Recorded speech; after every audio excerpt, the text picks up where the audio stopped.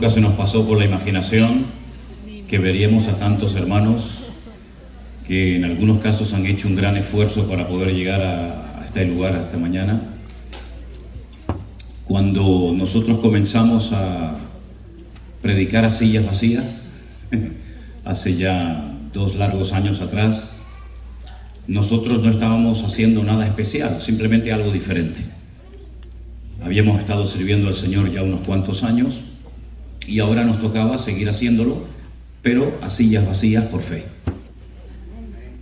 En muchas ocasiones sentí la tentación, en varias ocasiones más bien, sentí la tentación de dejar de predicar, de dejar de compartir, bajar el púlpito, apagar las cámaras, porque la sensación que tenía en ese momento es que absolutamente nadie estaba viendo aquellos cultos, aquellas reuniones, aquellos mensajes.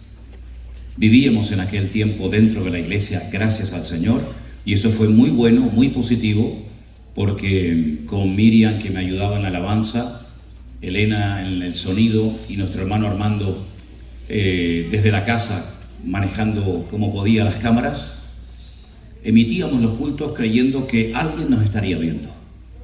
Pero para nuestra sorpresa, desde hace 2 años y un poco, hemos estado conociendo a centenares y a centenares, a miles de personas que en aquellos días, por distintos motivos, comenzaron a ver los mensajes, sobre todo cuando les preguntaba a los hermanos y les decía, pero ¿ustedes cómo nos conocieron a nosotros? Una isla ahí perdida que la mayoría de la gente no sabe ni dónde está. Una isla que tiene 150 kilómetros de largo. Pues nos decían, bueno, poníamos el nuevo orden mundial y por ahí empezaba una detrás de otra, ¿no? Y entonces tantas veces me dijeron eso que yo dije, voy a ver qué es eso del nuevo orden mundial, porque yo no me acordaba. Y resulta que en aquellos años ya habían pasado 5 años desde que había dado un mensaje titulado El Nuevo Orden Mundial, que hoy en día, si no recuerdo mal, tiene más de 7 millones y pico de visitas de personas que de diferentes partes del mundo han entrado a la página y han conocido al Señor a través de ese mensaje. Y nosotros creíamos que aquello iba a durar un par de semanas, 2, 3 domingos. No es nada agradable, créame, para un pastor el tener que predicar a su iglesia vacía. Pero una hermana que conocimos en Miami, en la iglesia bautista Betel, que tuvimos una reunión allí muy linda, se me acercó y me dijo, hermano, yo fui esa hermana que te mandé, que te envié un día un mensaje y te dije que cuando pensaras, cuando llegara a tu pensamiento la idea de que nadie les estaba escuchando, era cuando más les estábamos escuchando. Y aquello fue un revulsivo para mi vida hasta el día de hoy, que no ha parado, porque el Señor estaba haciendo una obra preciosa, invisible, donde nadie se podía llevar la gloria, pero solamente, como siempre, se la llevaba a Él. Y yo pido que a Él en esta mañana le demos todo el reconocimiento y todo el honor, porque Él es el único digno de alabanza. Bendito sea su nombre. Aleluya. Gracias al Señor. Estoy muy agradecido por este evento que estamos realizando en esta mañana. Quiero darle públicamente a nuestro hermano Jeremías, a su esposa Jessica y a todos los colaboradores que están trabajando con él para hacer posible este evento. Hoy vamos a estar prácticamente todo el día en este lugar y sin la ayuda de ustedes sería totalmente imposible. Nosotros hacemos la parte fácil. Ustedes hacen lo complicado, la organización, las comidas, los traslados, todo eso. Nosotros no hacemos nada especial. Nosotros llevamos ya muchos años haciendo esto y estamos muy agradecidos con el Señor. Y yo quisiera en esta mañana presentarles a los que vienen conmigo. Nuestro hermano Armando, que está ahí siempre detrás de la cámara, que a él le gusta muy poco, casi nada hablar. Él es el que hace posible que todo esto ustedes lo puedan ver en Facebook, en YouTube, ¿verdad? Él es el que hace todo y la verdad es que ha sido una ayuda tremenda en este tiempo, en estos años, ¿sí? También me acompaña mi hija Miriam, que está aquí con nosotros en esta mañana. Ponte de pie, Miriam, por favor, ¿sí? Ella dice, pero papá, ¿por qué no saluda a todo el mundo? ¿Y por qué todo el mundo quiere hacerse fotos con nosotros? No estamos acostumbrados a esto, ¿no? Y bueno, yo sé que es de cariño, yo sé que ustedes lo hacen con todo el amor del mundo, ¿no? Pero no nos malcríen, No nos malcríen, ¿vale? Y me acompaña también mi esposa Elena, que yo quiero pedirle que ella suba aquí arriba y les dé un saludito a todos ustedes. Gloria a Dios. Qué bueno. Amén. Buenos días. El Señor les bendiga a todos. Es una bendición enorme estar aquí. Como decía mi esposo, pues todo esto es algo que jamás imaginaríamos que pudiera ocurrir. Es algo que nos ha sorprendido ya desde casi el comienzo de la pandemia, que empezó a surgir todo esto, las llamadas, los correos, los mensajes, pero fue algo como una explosión, algo que no habíamos buscado. Seguro que si lo buscáramos no hubiéramos alcanzado a obtener este resultado. Sin embargo, fue algo que no se buscó, ni se programó, ni se organizó para que ocurriese así, sino que, bueno, Dios le puso ese sentir al pastor de compartir en directo la palabra y bueno, parte para entretenerse, para estar activo y parte para bendecir al pueblo, pero no nos imaginamos nunca, hermanos, que esto alcanzara tanto, el alcance fuera tan inmenso.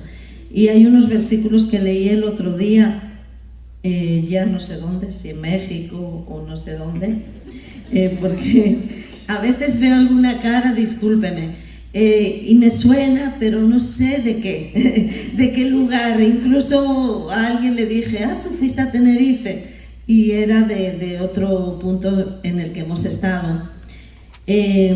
Cuando tuvimos nuestro primer congreso de la iglesia virtual, grupo 3, que fue una bendición, pues yo puse en el encabezamiento de unas fotografías estos versículos, como que es algo que me ha hablado el Señor en cuanto a todo lo que está ocurriendo. Y dice, es un salmo, el 126, versículo 2, que dice: entonces nuestra boca se llenará de risa y nuestra lengua de alabanza. Entonces dirán entre las naciones: grandes cosas ha hecho Jehová con estos, grandes cosas ha hecho el Señor con nosotros, estaremos alegres. Es increíble, pero lo vi tan apropiado para lo que está ocurriendo estos versículos, ¿verdad? Porque de todas partes están diciendo, ¿qué está pasando ahí con esta gente ahí en esa pequeña isla de Tenerife? Que bueno, que muchos de ustedes sé que no sabían dónde estaba. Algunos por curiosidad pues han buscado en el mapa y dicen, uy, qué lejos del resto de España, ¿verdad? Allí pegados casi a África, allá abajo. Y bueno, el Señor está haciendo grandes cosas. ¿Cómo no vamos a estar alegres y cómo no vamos a estar agradecidos al Señor? Porque solamente Él se merece toda la alabanza, toda la gloria y toda la honra.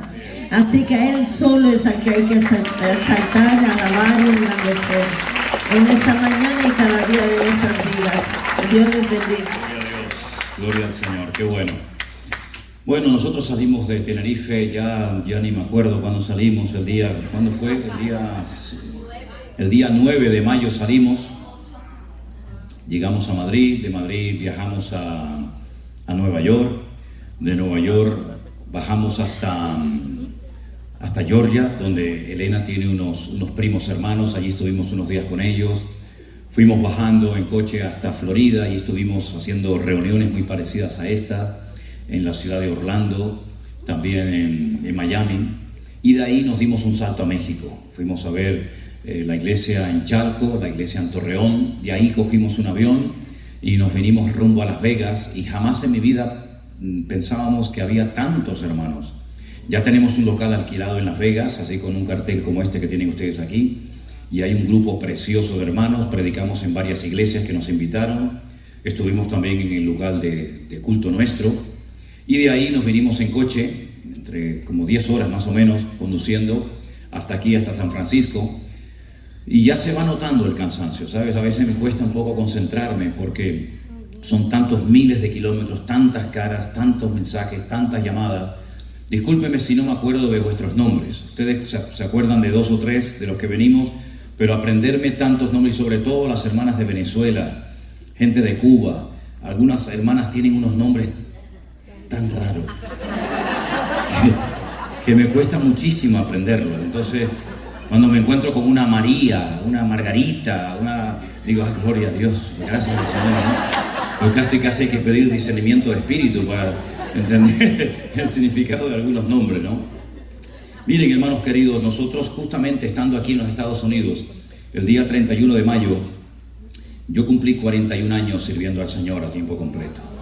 Yo me convertí en una pequeña iglesia. Me convertí en una pequeña iglesia que fue fundada por misioneros norteamericanos de las Asambleas de Dios que fueron a Canarias, y yo fui el último en mi familia en convertirme. Mi padre fue primeramente, él se convirtió, tuvo un encuentro tremendo con el Señor, luego comenzó ahí con mi hermana y con mi madre, y como a los 3 o 4 meses, calculo yo, pues aparecí por allí y me convertí. Y al poco tiempo yo sentí en mi corazón que si todo eso que allí se enseñaba y se predicaba, que Cristo había muerto por nosotros, que había muerto en una cruz, que lo habían metido en un sepulcro, que había resucitado el tercer día, que había limpiado cuerpos de leprosos, resucitado muertos, transformado centenares, miles de personas, yo decía, si todo esto es verdad, esto lo tiene que saber todo el mundo, se lo tenemos que contar a todo el mundo. Entonces al poco tiempo sentí en mi corazón el deseo de servir al Señor. Creo que ha sido la mejor decisión que he tomado en toda mi vida. Y el día 31 de mayo de 1981 salí para trasladarme a otra isla. Yo vivía en aquel momento en una isla llamada Las Palmas de Gran Canaria. Y me trasladé, era soltero, muy joven, a la isla de Tenerife, concretamente a Santa Cruz de Tenerife. Y allí estuve un tiempo, hasta que después estuve también un tiempo en el ejército. Y al salir, pues nos casamos, y nuestro objetivo en la vida es única y exclusivamente servir al Señor. Hemos hecho de todo un poco. Hemos trabajado años como evangelistas, viajando por muchas partes. Vivimos un tiempo muy hermoso que lo recordamos con mucho cariño en Argentina. Fuimos allí en el año 90 por un par de meses y nos quedamos un año y pico largo, porque era un mover del Señor, un despertamiento espiritual tan espectacular. Aquellas campañas que hacíamos al aire libre de una semana, 15 días, 30 días, realmente fue un tiempo extraordinario. Después decidimos volver a España y bueno, ya comenzamos a fundar iglesias, a pastorear iglesias, a establecer pastores. Y en esta última etapa fue algo nuevo, porque jamás en la vida habíamos tenido la experiencia de tener que decirle a toda una iglesia que no viniera, que no se podían congregar. Nosotros comenzamos a emitir los cultos de los jueves y de los domingos, como bien saben ustedes, y lo hacíamos por fe, totalmente por fe. Las calles estaban totalmente vacías, no había ruidos de coches, de carros, de aviones, de barcos, no había absolutamente nada. Sí recuerdo que oíamos a los pájaros cantar como nunca antes. Aparecieron manadas de delfines y de ballenas azules, que son las más grandes del mundo, en las playas de Canarias. Se respiraba de maravilla y la verdad que fue un tiempo muy especial para nosotros. Durante esos días comenzamos a recibir cientos y cientos de mensajes de WhatsApp, de correos electrónicos, y créanme que nos asustamos. Nos asustamos porque decíamos, ¿qué está pasando? ¿Qué está sucediendo? Entonces yo tenía un grupo de WhatsApp para atender principalmente a los hermanos de la iglesia, y yo hacía el devocional para los hermanos de la iglesia única y exclusivamente. Pero un día sentí en mi corazón, digo, bueno, si el devocional que estoy haciéndolo por WhatsApp para los hermanos de la iglesia lo hago en abierto, a lo mejor alguien lo verá, alguien más lo podrá ver. Y para mi sorpresa, muchas personas lo comenzaron a escuchar. Y después se me ocurrió lo del pastor online. El pastor online fue simplemente por razones prácticas, pragmáticas. Me escribían centenares de correos haciéndome todo tipo de preguntas. Y entonces, en vez de estar horas hablando de computadora, dame eso, dame. Mira lo que me acaban de regalar. Yo por poco me caigo desmayado al suelo. Poca gente me deja a mí mudo, poca gente, Pero mira lo que me regalaron esta mañana, hermanos. Miren esto. Increíble. No me lo creo. Un regalazo tremendo de una familia. Yo no tengo palabras. Yo para predicar sí, pero para estas cosas yo no tengo palabras. Gracias. Miren, entonces decía, en vez de estar horas y horas contestando mensajes, si pongo el teléfono y le contesto a todos de una vez, ya me van a dejar tranquilo. Eso es lo que yo pensé. No me dejaron tranquilo. Empezaron a llover y a llover y a llover y a llover. Preguntas y más preguntas y más preguntas. Y entonces se me ocurrió decir, bueno, el pastor online. Pero comenzamos a recibir cantidad de llamadas, de correos, de gente que se estaba convirtiendo al Señor. Infinidad de católicos, muy practicantes en todas partes del mundo, sobre todo en Latinoamérica, ¿verdad? Gente que hacía años que no se congregaban en iglesia por distintos motivos. Y entonces le dije, Señora, ayúdame, dame sabiduría para organizar todo esto, porque a mí nadie me enseñó a organizar esto. Cuando estuve en la escuela bíblica, en el seminario, nadie me dijo cómo se organiza una iglesia virtual, ¿verdad? Y entonces nos sentamos alrededor de una mesa, unos cuantos hermanos, y poníamos los papeles que la gente nos mandaba, los de México, los de Costa Rica, los de Alaska, los de Argentina, los de Europa, los de aquí, los de allá. Y bueno, y ahora ya lo tenemos todo clasificado por franjas horarias. Ten en cuenta que ahora mismo para nosotros en las Islas Canarias son 8 horas más. Cuando nosotros nos vamos a dormir, ahí se levantan y viceversa, ¿no? Entonces dije, bueno, vamos a hacerlo por grupos. Hicimos 3 grandes grupos. El 1, lo que es Alaska, Canadá, Estados Unidos, México, la República Dominicana, Puerto Rico, ¿verdad? El 1. El 2 sería todo lo que es Centroamérica y Sudamérica. Y el grupo número 3, España, Europa y también Israel. Pero claro, necesitamos hombres, necesitamos personas, ¿verdad? Porque en la iglesia virtual no es simplemente pararse delante de una pantalla de televisión o una computadora y ver a un señor predicando, ¿no? Hay escuelas dominicales, hay cultos de oración, hay reuniones para jóvenes, para niños, adolescentes, reuniones para varones. Esto es un trabajo tremendo, casi todos los días hay una actividad. Ahora mismo están ahí conectados un montón de hermanos de muchas partes, están los 3 conectados, los 3 grupos están conectados, viendo y escuchando este culto en directo.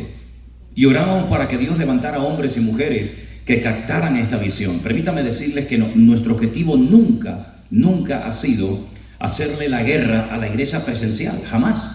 Yo soy pastor de una iglesia física, de una iglesia presencial. Nuestro objetivo era poder atender a miles y a miles de hermanos nuestros en la fe que se habían reconciliado con el Señor, otros que se habían convertido. Tenemos gente que practicó la santería, la brujería, gente atea, gente católica, gente que viene de todos los trasfondos habidos y por haber, y organizar todo eso no ha sido fácil. Pero Dios comenzó a levantar gente, como el caso de Jeremías, su esposa, y tantos hermanos en tantas partes del mundo. A raíz de eso, se han comenzado a abrir obras en México, en Colombia, en otros lugares, ¿verdad? Aquí estamos orando para que pronto podamos también alquilar un local. En Las Vegas ya tenemos un local donde hay un grupo de hermanos presenciales que vienen a escuchar los cultos. Y ha sido algo realmente espectacular, ¿verdad? Nunca aceptaremos a gente que ya tienen iglesia y pastor. Nunca. Todos los colaboradores saben que hay muchísima gente que insiste, yo quiero ser parte de su ministerio, pastor. Queremos ser miembros de la iglesia virtual, pero ¿usted es miembro de alguna iglesia? Sí, yo me congrego en una iglesia, tengo pastor. Pues quédese ahí, hermano, quédese ahí. Usted, gracias al Señor, hoy en día, bien saben ustedes que no es fácil tener una iglesia de sana doctrina, lamentablemente. Lamentablemente, no presumimos de esto, sino al contrario, con dolor en el corazón tenemos que decir que hay muchos circos. Hay muchas iglesias que son auténticas pasarelas, no sé de qué, menos del evangelio. Iglesias que cantan, no sé a quién le cantan, porque mi Señor hace años que se marchó de ese lugar, ¿verdad? Iglesias que se han convertido en una fuente de ingreso fácil de economía, ¿verdad? Donde se predica la prosperidad y el pedir dinero, pero casualmente el que prospera siempre es el mismo. Y ahora vamos a orar para que el Señor te saque los demonios, y mañana para romper las maldiciones, y pasado para no sé qué, pero siempre pasando por caja, poniendo los dólares encima de la mesa, ¿no? Y toda esa realidad la conocemos y está ahí. Y por eso nuestro objetivo es atender a gente que no tienen congregación, a gente que no tienen un pastor que los atienda, a gente que no tiene un lugar donde poder congregarse y escuchar la sana doctrina, la palabra del Señor. Y Dios nos ha bendecido, Dios ha hecho la obra y la sigue haciendo. Y algunos profetizaron que cuando terminara la pandemia, pues ya todo esto se iba a diluir y ya nadie iba a seguir viendo los cultos. Ha sido todo lo contrario. Ha sido todo lo contrario. Hay muchas estructuras que el Señor ha roto. Hay muchos esquemas en cristianos religiosos, que hay así en las iglesias, religiosos, que van al culto, creen que por ir al culto ya han cumplido, pero no han ganado un alma para Cristo en su vida. Su vida consiste en trabajar, trabajar, trabajar y más trabajar. No tienen tiempo para orar porque hay que pagar las deudas. No tienen tiempo para leer la Biblia. No tienen tiempo para estar en familia orando juntos y buscando la voluntad del Señor, ni para servir al Señor. No, porque hay que pagar el coche, al auto nuevo y la moto del niño y el yate y el avión y el helicóptero y sabe Dios cuánta cosa rara. Y desde que hemos llegado a este país hemos visto muchos hermanos afanados, muchos hermanos que su vida es trabajar y trabajar y trabajar en 1, en 2 y hasta en 3 trabajos hemos conocido, hermanos. Y es como si no nos diéramos cuenta de que el Señor viene pronto y que la vida pasa volando. Este año vamos a cumplir, Elena y yo, 61 años, aunque no lo parezca, pero es la realidad. Y llevamos 41 años sirviendo al Señor, pero no creo que me queden 41 años más sirviendo al Señor, ojalá. Mi abuelo murió con 106 años, pero ya predicar con 100, 102, 104, 105 años ya es un poco más complicado, ¿no? Pero lo que está bien claro es que no hay tiempo que perder. Y puede ser que en este tiempo de pandemia el Señor paró a la iglesia, frenó al pueblo de Dios y nos metió en nuestras casas durante meses para que meditáramos y reflexionáramos acerca de lo que estábamos haciendo con nuestra vida. Porque podemos estar sinceramente equivocados, haciendo, creyendo y practicando cosas que si las analizamos a la luz de las Sagradas Escrituras, resulta que no tienen absolutamente nada de bíblicas. Y quiero llevarles en esta mañana al libro de los Hechos. Siempre me ha impactado el título de ese libro. Hechos, actos, acciones. No es el libro de las teorías de Pedro, el libro de los proyectos del apóstol Pablo, de los sueños de la iglesia primitiva. No. Es el libro de los hechos, de las acciones, de los actos palpables que se pueden comprobar, se registraron, para que todos los cristianos a lo largo de la historia supiéramos que el cristianismo no solamente es teoría, sino sobre todo llevar la teoría a la práctica. Porque de nada sirve que seamos oidores si no somos hacedores, cumplidores del texto bíblico, ¿verdad? Y en Hechos, concretamente en el capítulo 26, palabras de Saulo de Tarso, más conocido como Pablo, leemos en el versículo 9. Pablo está hablando en primera persona del singular, aunque él no escribe el texto, lo escribe Lucas, pero el texto nos dice: yo ciertamente había creído, tiempo pasado, había creído mi deber hacer muchas cosas en contra del nombre de Jesús de Nazaret, lo cual también hice en Jerusalén. Yo encerré en cárceles a muchos de los santos, habiendo recibido poderes de los principales sacerdotes, y cuando los mataron, yo di mi voto. Muchas veces castigándolos en todas las sinagogas, los forcé a blasfemar, y enfurecido sobremanera contra ellos los perseguí hasta en las ciudades extranjeras. Ocupado en esto iba yo a Damasco con poderes y en comisión de los principales sacerdotes, cuando a mediodía, oh rey, yendo por el camino, vi una luz del cielo que sobrepasaba el resplandor del sol, la cual me rodeó a mí y a los que iban conmigo. Y habiendo caído todos nosotros en tierra, oí una voz que me hablaba y me decía en lengua hebrea: Saulo, Saulo, ¿por qué me persigues? Dura cosa te es dar coces contra el aguijón. Yo dije: ¿quién eres, Señor? Y el Señor dijo: yo soy Jesús, a quien tú persigues. Pero levántate y ponte sobre tus pies, porque para esto he aparecido a ti, para ponerte por ministro y testigo de las cosas que has visto y de aquellas en el que me apareceré a ti, librándote de tu pueblo y de los gentiles a quienes ahora te envío, para que abras sus ojos, para que se conviertan de las tinieblas a la luz y de la potestad de Satanás a Dios, para que reciban por la fe que es en mí perdón de pecados y herencia entre los santificados. ¿Cuántos dicen amén?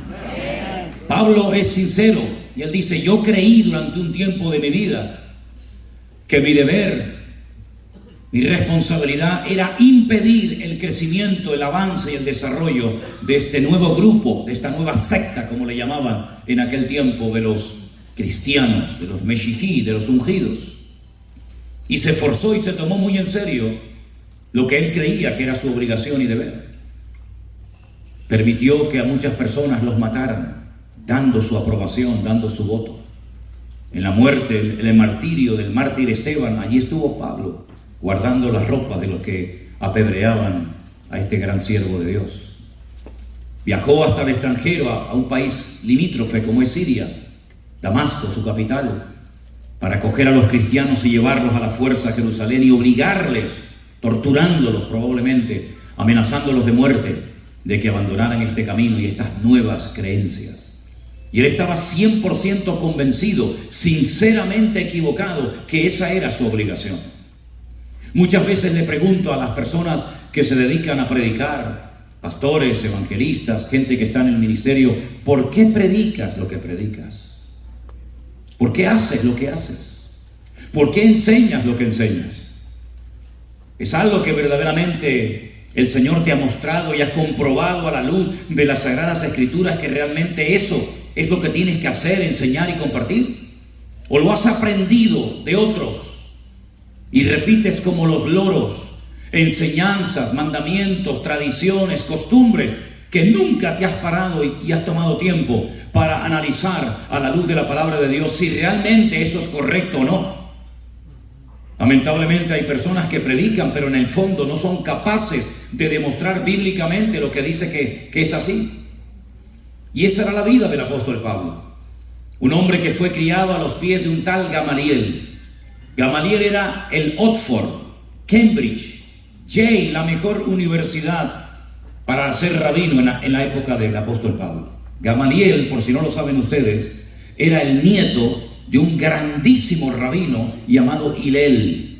En aquella época había dos escuelas rabínicas, la de Shammai, que era un ultra, fanático, y la de Hillel. Hillel fue el que dijo: todas las cosas que quieras que los hombres hagan contigo, hazlas tú con ellos. Y esa enseñanza la tomó el Señor Jesucristo de Hillel y la enseñó en el Sermón del Monte en Mateo 5, 6 y 7.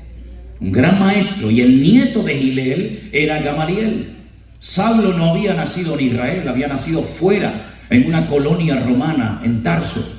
Y allí él obtuvo, desde la cuna, desde su más tierna infancia, la ciudadanía romana. Pero muchos judíos, y muchos aquí en Estados Unidos también lo hacen, mandan a sus hijos a Israel, sobre todo a la ciudad de Jerusalén, para que aprendan la Torá, para que aprendan las costumbres de sus ancestros, para que se empapen de la cultura de sus antepasados. Y seguramente el papá de Saulo lo mandó a Jerusalén para que aprendiera la palabra, ¿verdad? Seguramente descubrió, discernió en él una capacidad tremenda para memorizar. Para ser un rabino hace falta a veces aprender libros y libros enteros de memoria, ¿verdad? No solamente algún versiculito suelto por ahí. Y los que no tenían esa capacidad de memorizar y de retener las enseñanzas, entonces aprendían un oficio. Pero Pablo había aprendido un oficio y al mismo tiempo era un tremendo rabino que fue graduado de la escuela de Hillel, de Gamaliel, el nieto de Hillel. Y entonces él, cuando ya es un rabino, él se mete en un grupo llamado los fariseos. Había muchos grupos en aquella época. Él decidió optar por el grupo de los fariseos. Los fariseos tuvieron un buen comienzo, créanme. Yo sé que hay un mensaje durísimo en Mateo capítulo 23 de parte del Señor Jesucristo en contra de la hipocresía y de la falsedad religiosa de los fariseos. Pero cuando nacieron los fariseos, el objetivo era mantenerse puros, ceñidos a la doctrina, ceñidos a la palabra y enseñarle al pueblo las Sagradas Escrituras. Eran maestros, eran intérpretes de la ley. Ellos eran capaces de sacarle significado hasta la más mínima puntuación, a la más mínima palabra de la Escritura. Pero lamentablemente, como bien saben ustedes, con el paso del tiempo se fueron echando a perder, se corrompieron, se convirtieron en profesionales de la religión.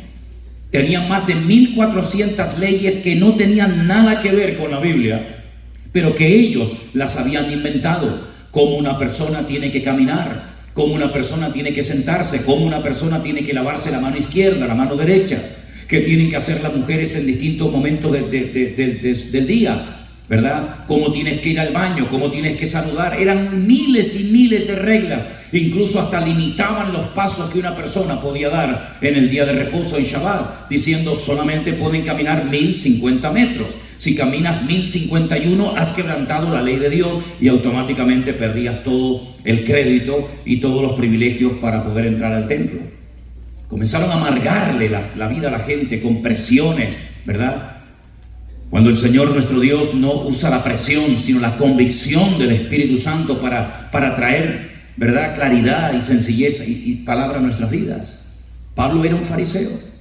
Además, cuando ustedes leen, por ejemplo, su currículum en Filipenses capítulo 3, van a ver que él dice: yo soy fariseo, yo fui circuncidado al 8º día, es decir, puedo demostrar físicamente que formo parte del pacto que Dios ha hecho con la nación de Israel. Además, presumía de ser de la tribu de Benjamín. Cuando el reino se divide, el país se divide en dos, literalmente, y 10 tribus van al norte y adoptan el nombre Israel, y las del sur, Benjamín y Judá, adoptan el nombre de la mayor, de Judá. Los benjaminitas presumían de ser gente apegada al templo. Los del norte se corrompieron, terminaron adorando becerros de oro y no bajaron nunca más a Jerusalén. Y entonces ahí nacen los samaritanos y toda la idolatría. Los asirios atacan las tribus del norte, las destruyen, las desparraman, las dispersan por todas partes del mundo, y todavía no han vuelto todas esas tribus. Son las famosas tribus perdidas de Israel. Pero las 2 tribus del sur permanecieron unidas a la casa del rey David. Iban al templo, hacían los sacrificios. También con el paso del tiempo terminaron corrompiéndose espiritualmente hablando, pero los benjaminitas eran gente fiel, y Pablo dice: yo soy de la tribu de Benjamín. Además, el primer rey de Israel era de la tribu de Benjamín y se llamaba Saúl o Saulo, el mismo nombre que tenía Saúl, Saulo de Tarso. Es decir, él podía presumir de tantas cosas que le podían abrir camino y darle muchas posibilidades de trabajo en el mundo. Y él creía sinceramente que su obligación era ir en contra de esta gente. Él los consideraba enemigos de la ley de Moisés. Y repito, se tomó muy en serio la responsabilidad de destruir a esta gente. Pero cuando va camino hacia Damasco, él tiene un encuentro tremendo con el Señor Jesucristo. Y dice la Biblia que cae a tierra y queda totalmente ciego. Y en su lengua materna, en el hebreo, el Señor le habla y le dice: ¿por qué me estás persiguiendo? Ahora, la historia demuestra, los evangelios nos demuestran que él nunca conoció personalmente al Señor Jesucristo. Él no formó parte del grupo íntimo de Jesús, los discípulos. Él se convirtió mucho tiempo después de que el Señor ya hubiera ascendido a la gloria, a la diestra del Padre. Él estaba persiguiendo a los seguidores de Jesús, de Yeshua. Para él tuvo que ser una sorpresa tremenda cuando el representante, el líder, el jefe de los mesiánicos o cristianos se le presenta y le dice: ¿por qué me estás persiguiendo a mí? Y él tuvo que entender que el que se mete con un creyente se mete con el Dios de los creyentes. Él tuvo que entender que el que se mete con un cristiano se mete con el Dios de los cristianos. Y por eso él se queda sorprendido, y cuando oye esa voz, y no era muy frecuente oír la voz de Dios. Se había oído en el Antiguo Testamento en varias ocasiones la voz audible de Dios.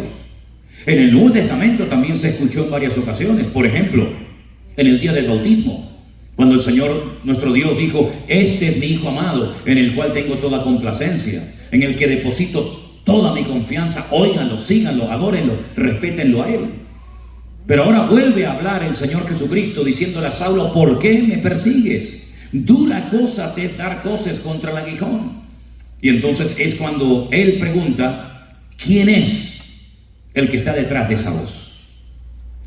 Porque él no conocía ni a Jesús ni la voz del Señor Jesucristo. Y si algo tenemos que saber hoy en día, discernir los creyentes en este tiempo loco y problemático en el que estamos viviendo, es aprender a discernir la voz de nuestro Dios.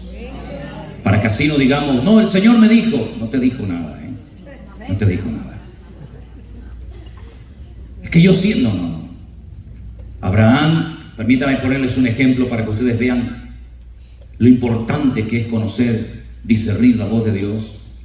Que cuando el Señor le dijo a este hombre que vivía en Kuwait, en Ur de los Caldeos, sal de tu tierra y de tu parentela, déjalo todo, sabiendo que iba a ser desheredado cuando los hijos salían en vida del padre, él se atreve a dejarlo todo, casa, familia, amigos, todo, porque una voz, la voz de un Dios desconocido, aparentemente le ha ordenado que salga sin saber a dónde ir. Y cuando años más tarde ese Dios, esa voz, le promete un hijo y le dice, cámbiate el nombre, él en fe lo hace. Y le dice a su esposa que a partir de ahora le llame Abraham y no Abraham, como le habían puesto sus antepasados. Y él sabe que va a ser padre de multitudes, y él se goza contando las estrellas y los granitos de arena del desierto, porque él sabe que el Dios que le ha prometido ser padre de multitudes lo va a cumplir. Y cuando tiene al hijo más importante, aquel que te hará sonreír, porque eso es lo que significa Yishak, lo que está en tiempo futuro, el que te hará sonreír en el futuro. Y cuando el Señor se lo pide en sacrificio, él no duda, él no cuestiona la voz de Dios, él no dice, no puede ser Dios, Dios me lo da y ahora me lo quita. Dios no es así. Yo salí de una religión pagana donde se sacrificaban víctimas humanas, pero Dios nunca le ha pedido a ninguno de sus siervos presentar en sacrificio a ninguno de sus hijos. Pero él no cuestiona a Dios. Él camina 72 horas desde Beersheba, el desierto del Negev, el sur de Israel, hasta lo alto del monte Moriah, casi en el centro del país, en Jerusalén. Y él está dispuesto a sacrificar a su hijo. Pero él sabe que si lo mata, su Dios es tan poderoso que se lo puede levantar de entre los muertos. Un hombre que nunca había leído la Biblia, un hombre que nunca fue a ninguna congregación, no pagó diezmo ni ofrenda a ningún pastor, no habló en lenguas, no tenía la Biblia ni el Nuevo Testamento, nada, pero él conocía a su Dios y conocía la voz de Dios. Y él estaba dispuesto a sacrificar a su hijo porque él sabía que el Dios que lo había llamado, el Dios que le había prometido ser padre de multitudes y le había dado un hijo, era la misma voz y el mismo Dios que ahora se lo pedía en sacrificio. ¿Se dan cuenta? Lo importante que es saber discernir la voz de Dios en estos tiempos, donde hay tanto ruido y tantas voces y todo el mundo habla y todo el mundo opina, y a Dios tenemos oídos para oírle. No es un mandamiento que se repite 7 veces. No hay ningún mandamiento que se repita 7 veces en la Biblia, pero este que te voy a mencionar sí. El que tiene oídos para oír, oiga lo que el Espíritu dice a la iglesia. Oigan, escuchen, presten atención, obedezcan. Y ahora Saulo de Tarso oye una voz de alguien que no conoce. Y por eso le dice, ¿quién eres? ¿Quién eres, Señor? Y entonces el Señor le responde y le dice, yo soy Jesús. Yo soy Jesús a quien tú persigues. Me imagino que se habrá llevado una sorpresa tremenda cuando su sinceridad queda totalmente desmantelada, porque se da cuenta que ha estado persiguiendo sin querer, sin saberlo, al bendito Salvador, a nuestro Señor Jesucristo. Porque el que se mete con su cuerpo se mete con la cabeza, ¿verdad? Y entonces es cuando ya sabe con quién se está entrevistando, quién tiene delante de sus narices. Y ahora viene la pregunta que ojalá todos los cristianos del mundo se atrevieran a hacerle algún día sinceramente al Señor. Bien, ya sé quién eres. Eres Jesús. Lo he estado haciendo mal, me he equivocado, te he perseguido sin querer, pero ahora dime, Señor, ¿qué quieres que haga? Porque Saulo es inteligente. Pablo sabe perfectamente que Dios no se va a presentar a una vida simplemente para decirle, hola, ¿qué tal? ¿Cómo estás? Cada vez que Dios utiliza en su palabra su voz y menciona el nombre de una persona 2 veces, es porque Dios tiene un mensaje y un propósito con esa persona. Les dejo como tarea. Háganlo ustedes, yo sé cuáles son, pero háganlo ustedes. Busquen en la Biblia personajes que fueron llamados 2 veces por su propio nombre. Y lean a continuación lo que el Señor les dijo. Hay unos cuantos, hay unos cuantos. Saulo sabe, como conocedor de la Tanaj o del Antiguo Testamento, que cuando Dios se presenta a una persona y le llama 2 veces por su propio nombre, es algo reiterativo, es algo que se repite con un propósito especial. Y por eso él, ahora que ha oído su nombre 2 veces pronunciado por el Señor, le dice: ¿qué quieres que yo haga? Si todos los cristianos el día de su conversión o tiempo posterior se hubieran atrevido a preguntarle al Señor: Señor, ¿qué quieres hacer con mi vida? ¿Cuántos pastores, cuántos evangelistas, cuántos maestros de la palabra, cuántos siervos de Dios tendríamos hoy en día sirviendo al Señor? Pero muchos no han hecho nunca esa pregunta al Señor. ¿Tú crees que te convertiste por casualidad? ¿Tú crees que fue casualidad que de los 7.000 millones de habitantes que hay en el planeta Tierra tú te convirtieras? De llegar a ti la palabra del Señor a través de internet, de una campaña evangelística, de la radio, de un tratado. ¿Tú crees que todo eso es casual? Nuestro Dios es el creador del universo. Él tiene todo bajo control. Ni una hoja de un árbol se cae sin Él saberlo.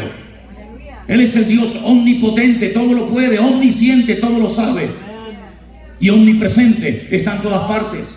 Y cuando Él llegó a tu vida con el Evangelio, en aquel día, en aquel lugar, a través de aquella persona, era porque detrás de esa conversión, detrás de esa experiencia que te marcó un antes y un después en tu vida, hay un propósito. Pero la tragedia de muchos cristianos es que oyeron el Evangelio, nacieron de nuevo, aceptaron al Señor, comenzaron a venir a una iglesia, comenzaron a leer la Biblia, pero ahí se quedaron. Y no han avanzado y no se atrevieron a preguntarle al Señor, tal vez por miedo o porque tenían su propia agenda personal y tienen miedo de que choque sus planes con los de Dios. Pero el apóstol Pablo llegó a decir años más tarde en una de sus epístolas: aprendí a vivir solamente para el Señor, porque para mí el vivir es Cristo, y si tengo que morir es ganancia. Así que sea que vivamos o muramos, somos del Señor.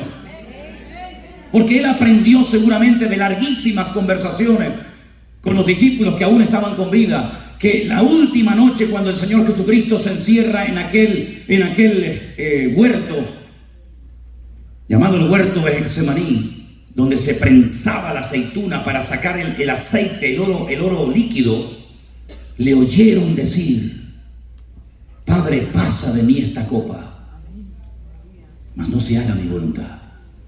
Allí se dieron cuenta de que el Cordero entró y tuvo que renunciar a su voluntad.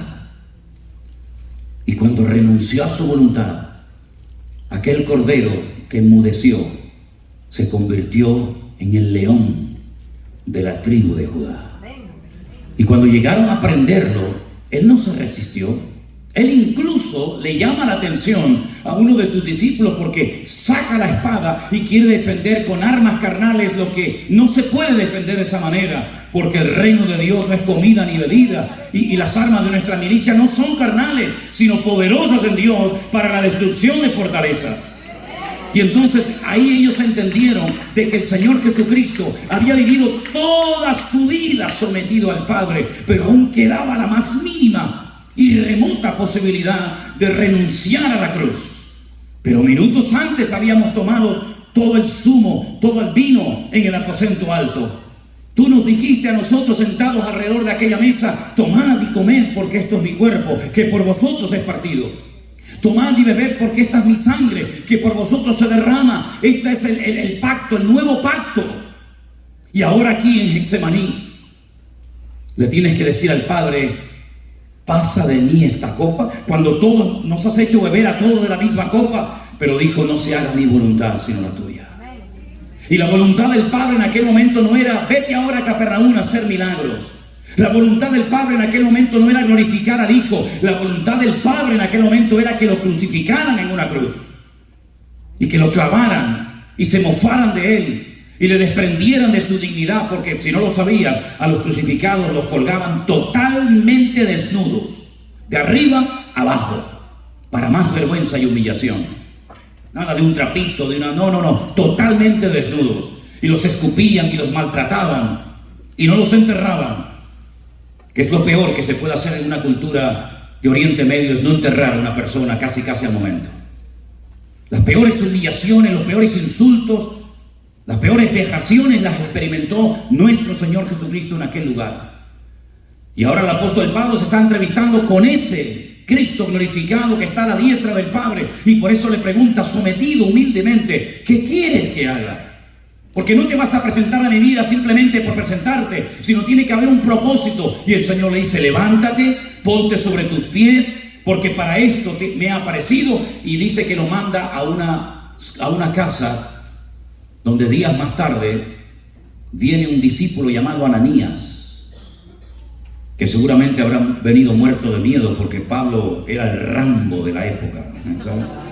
Pablo era una persona muy peligrosa, tremendamente temperamental, y además con las cartas del sumo sacerdote aquí en el bolsillo, que en cualquier momento, si quiero, te arranco la cabeza y encima me levantan un monumento en Jerusalén. Y ahora yo tengo que ir, imponerle las manos a ese hombre terrible, bautizarlo y darle un mensaje, y al final decirle: y el Señor te ha escogido para que comiences a experimentar en carne propia los dolores y los sufrimientos que le has hecho pasar a tanta gente en este país. Qué carta de presentación, ¿eh? Es como cuando le dice a Pedro: ¿me amas? Sí. ¿Sí? Cuando eras joven ibas a donde te daba la gana y hacías lo que querías, pero cuando seas viejo extenderás tus manos y te ceñirá otro. Y dice el texto a continuación: y esto dijo dando a entender con qué tipo de muerte había de glorificar al Maestro. Nosotros siempre buscamos lo cómodo, lo fácil, el país donde más cómodo se viva, donde más seguro estemos, el barrio más tranquilo, el coche más seguro. Siempre buscamos el confort, ¿verdad? Palabra que aparece en la Biblia. Buscamos siempre lo cómodo, lo fácil, donde me sienta más a gusto, más cómodo, la silla más cómoda, el vehículo más cómodo, la casa más cómoda, la iglesia más cómoda. Y el Señor muchas veces nos lleva de la comodidad al desierto y a lugares donde nuestra carne jamás hubiera ido, pero nos lleva porque nuestra vida tiene un dueño, y el dueño es nuestro Señor Jesucristo. Pablo fue una persona sinceramente equivocada durante años, como hay millones de personas en el mundo sinceramente equivocadas. ¿Cuántas personas han dejado morir a sus esposas en el paritorio porque necesitaban tal vez una transfusión de sangre, pero su secta, su religión les decía: no le den sangre? Y sinceramente veían cómo su esposa moría, o sus hijos. ¿Cuántas personas han creído sinceramente tantas y tantas cosas que tal vez predicaron durante años en púlpitos, en iglesias, en campañas, en congresos, en retiros, en convenciones, pero cuando se paran y el Señor nos confronta y nos sacude, nos damos cuenta de que no es el Señor el que se tiene que adaptar a mi vida, somos nosotros los que tenemos que adaptarnos al Señor? ¿Y cuántas escamas han caído de miles de creyentes que han sido confundidos y manipulados y engañados? ¿Por qué? Porque no leían la palabra de Dios. Porque la palabra de Dios no es un amuleto, no es una herradura de la buena suerte, una patita de conejo para que no me pase nada cuando hay desgracia. La palabra de Dios es lámpara, es a mis pies tu palabra y lumbrera mi camino. Es el pan que alimenta mi vida, es el espejo donde me veo reflejado cada día. ¿Con qué limpiará el joven? Con guardar tu palabra y guardar tus mandamientos. Eso es la palabra de Dios. Es un mapa, es un GPS, es una brújula que me indica a mí como padre, como pastor, como creyente, hacer las cosas decentemente y con orden. Algunos dicen: bueno, voy a cantar una canción, es para el Señor, no la practicó, no la ensayó, la guitarra desafinada, un desastre, pero es para el Señor. ¿Para qué, señores? ¿Para mí o no? Porque al mío hay que hacer las cosas bien. Estamos cantándole al Rey de Reyes y Señor de los Señores. No estamos entreteniéndonos, ni es un circo la iglesia. Y Pablo tuvo que llegar al convencimiento personal de que se había equivocado, que lo que estaba haciendo no era correcto. Pasa que hay un factor, y quiero tocarlo aunque sea por encima brevemente, que es la voluntad personal. Dios no se mete donde no lo llaman.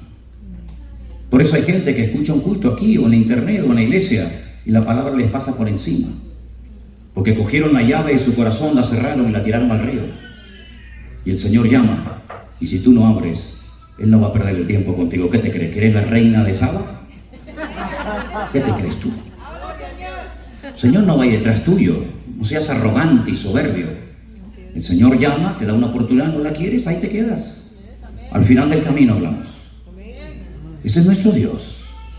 Alguna gente dice, no, ¿yo qué? Si hasta el aire que respiras no lo puedes comprar con todo el dinero del mundo.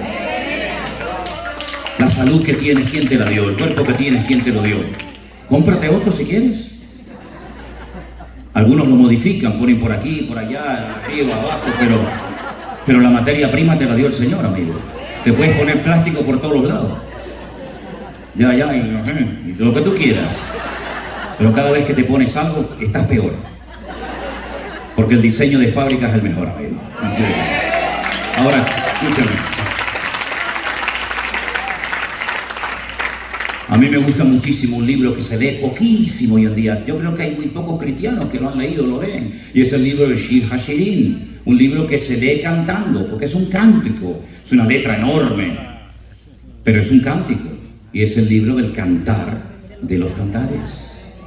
Ahí hay una pareja locamente enamorado el uno del otro, ¿verdad?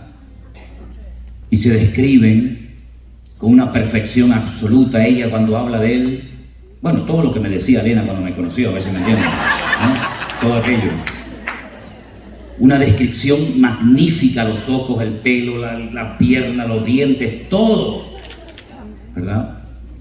Pero llega una noche que su amado llega tarde a la casa y toca la puerta.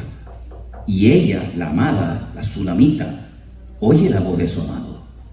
Y le contesta y le dice, me acabo de lavar los pies, las casas eran de tierra y claro, cuando pisabas te manchabas otra vez. Entonces dice, me acabo de lavar los pies, ya estoy calentita en la cama, otra vez levantarme, mancharme los pies, como que no merece la pena. Y ella dice, es la voz de mi amado que me llama. Sí, ya la oyes, pero ¿y qué? Me está llamando. Pero ella prefiere quedarse cómoda, en su confort, en su estabilidad. Yo me río de la estabilidad que algunos dicen que tienen. Estabilidad tengo yo, seguridad tengo yo, que nunca me voy a quedar sin trabajo. Estabilidad tengo yo, que tengo el mejor jefe del mundo y nunca me va a dar mal por bien. Estabilidad tengo nosotros los que salimos al Señor. ¿Qué te parece? Y entonces el amado, ¿qué hace? Coge y se va, se marcha. Y entonces ella se da cuenta, dice, uy, se levanta, abre la puerta, dice que huele al olor de su amado, pero con el olor no vive nadie. Y entonces dice que va por las calles de Jerusalén gritando, enferma de amor, y diciendo aquello de, ¿habéis visto a mi amado? ¿Habéis visto a mi amado señalado entre 10,000? Y lo describe a la perfección. Lo conocía, pero no le abrió la puerta. Conocía la teoría, pero a la hora de la verdad, del esfuerzo, del sacrificio, de decir, me levanto y como si me tengo que ir arrastrando, no lo has hecho. Entonces vives de la gloria del pasado, vives de un cristianismo teórico, vives de algo que conoces pero no practicas, no aplicas en tu vida. Y entonces la enferman, la humillan, la palean y dice que no para hasta encontrarlo. Y cuando lo encuentra le dice, ponme como una marca sobre tu brazo, como si fuera una especie de tatuaje, ¿verdad? Porque ella estaba enferma, porque había perdido la presencia de su amado. Y lo más grande que tenemos hoy en día no son nuestros templos, nuestros equipos de sonido, nuestros instrumentos, nuestros coches, no, eso no vale nada. Eso se lo lleva un huracán en 3 minutos. Lo más hermoso que tenemos es la presencia de Dios en nuestras vidas. Porque eso nadie nos la puede quitar. No importa si tienes 20 años o 70 o 90, da igual. Yo estaré contigo todos los días hasta el fin del mundo.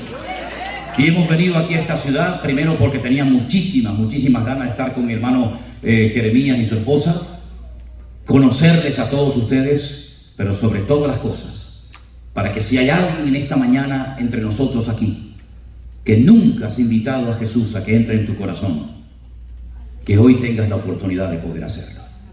Yo no vengo a anotarte a ninguna religión ni a ninguna secta.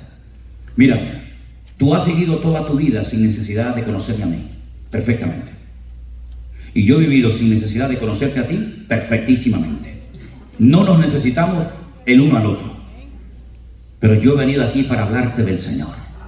Para que tú tengas la oportunidad, para que el día de mañana, cuando te presentes, que te vas a presentar, aunque no lo creas, te vas a presentar delante de Dios, no tengas la excusa de decir, Dios mío, es que a mí nadie me habló de Jesús. Yo no conocí nunca a nadie que fuera cambiado por tu poder. Y yo no cambié no porque no quería, sino porque no pude. No, yo vine aquí para que no tengas excusa posible y para que sepas que Cristo te ama y murió por ti en la cruz. Y quiere perdonar hoy tus pecados. Y quiere ser tu Señor y Salvador. Para eso yo vine aquí en esta mañana. Todo lo demás es pasajero y superfluo. Pero lo importante es que Él en esta mañana está aquí con nosotros. Cierra tus ojos ahí donde estás. Quiero preguntar en este momento a nuestro Dios, a ustedes en el nombre del Señor, ¿quieres recibir en esta mañana al Señor Jesús como tu Señor y Salvador personal? Yo pido a todos los hermanos que estemos orando en este momento. Es un momento muy delicado, muy importante.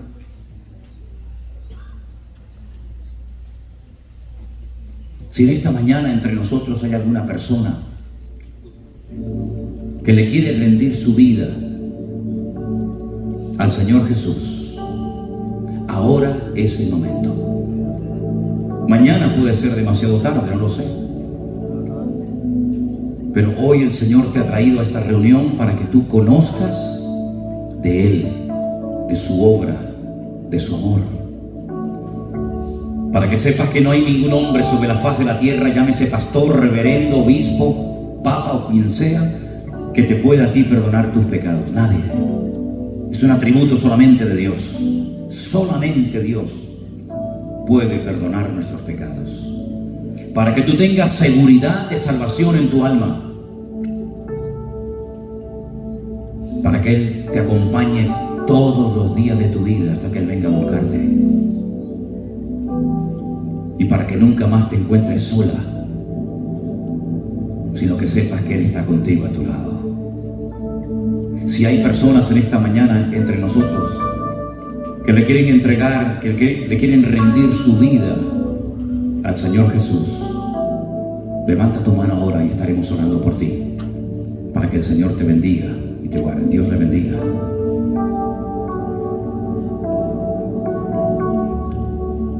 ¿Hay alguien más que le quiere entregar su vida al Señor Jesús? Levante su mano. Estaremos orando por usted.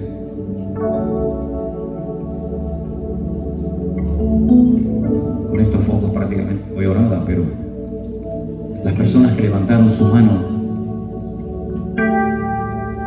vamos a ponernos todos de pie en este día. Y quiero que todos en alta voz repitamos, de los que levantaron sus manos, y todos juntos digan conmigo: Señor Jesús. Fuerte, hermano. Señor Jesús, muchas gracias por haber muerto por mí en la cruz.